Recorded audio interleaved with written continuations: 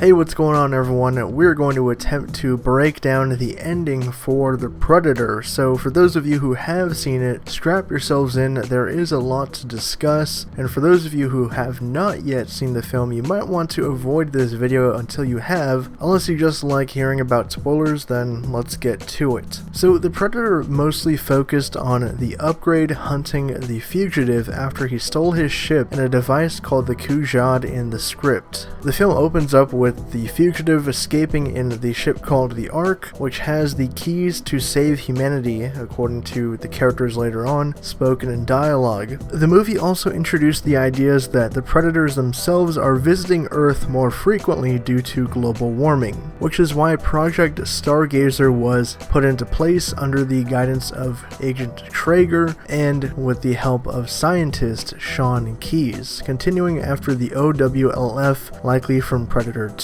It's implied that the predators are planning to harvest the DNA of the best of those still left on Earth and then come in and invade, taking our planet right from beneath us. The fugitive was trying to help humanity by giving us a special weapon. After McKenna and the other survivors are able to defeat the upgrade predator, we see another sequence towards the end of the film that is presumably taken place after some time has passed after those events, in which Boyd Holbrook's character Quinn McKenna is in some sort of a government facility. We also see that his son Rory has been working with the government because he's one of those able to decipher and decode and actually use predator technology. In this sequence we see the weapon that the fugitive was trying to give us encased in some sort of a metal container. When it finally opens, it unleashes itself on one of the unsuspecting scientists nearby, fully encasing him in something called the Predator Killer, which looks to be a set of armor made of some kind of nanotech which can form around its user. It's actually somewhat similar to Iron Man's armor in Avengers Infinity War. McKenna then says that that is his new suit, and this movie is likely setting up the stage for something bigger should a sequel happen, as both Shane Black and producer John Davis have talked about this movie starting up a new trilogy. The DNA plot was really relevant to the film, as was the global warming subplot, to factor into where this new story is heading, evolving beyond just a simple hunt. In one scene we can also see that the fugitive predator himself has human DNA, and through a recording that Rory is able to unlock we see fellow Yautja upgrading him, so perhaps his clan wants to help humanity for reasons that we don't fully understand yet. So what does all of this mean?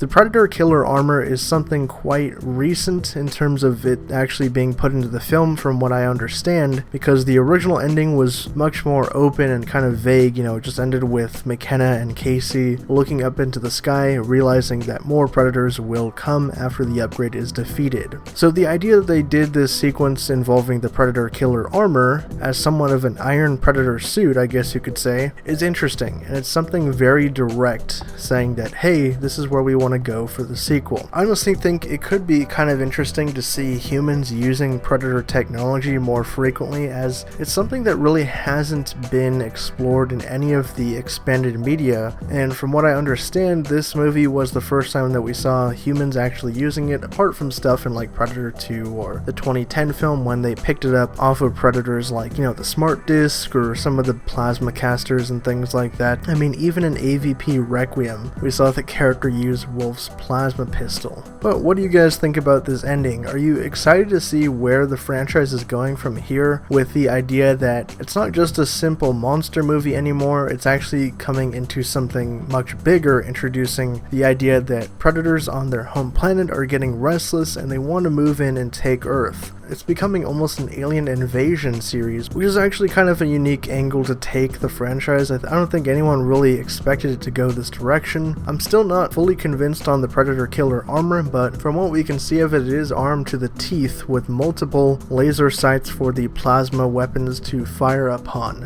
Hopefully we can get some kind of a follow-up to this movie, even if it's in the form of a comic book or a novel or something. That way we can learn a bit more about the Predator Killer armor, what happens to McKenna, and what really was the upgrade. We still don't really know all of the species that make up that super hulked out predator. But like I said, post your thoughts down in the usual spot, and for more updates on the Predator and everything pop culture, be sure to subscribe to HN Entertainment.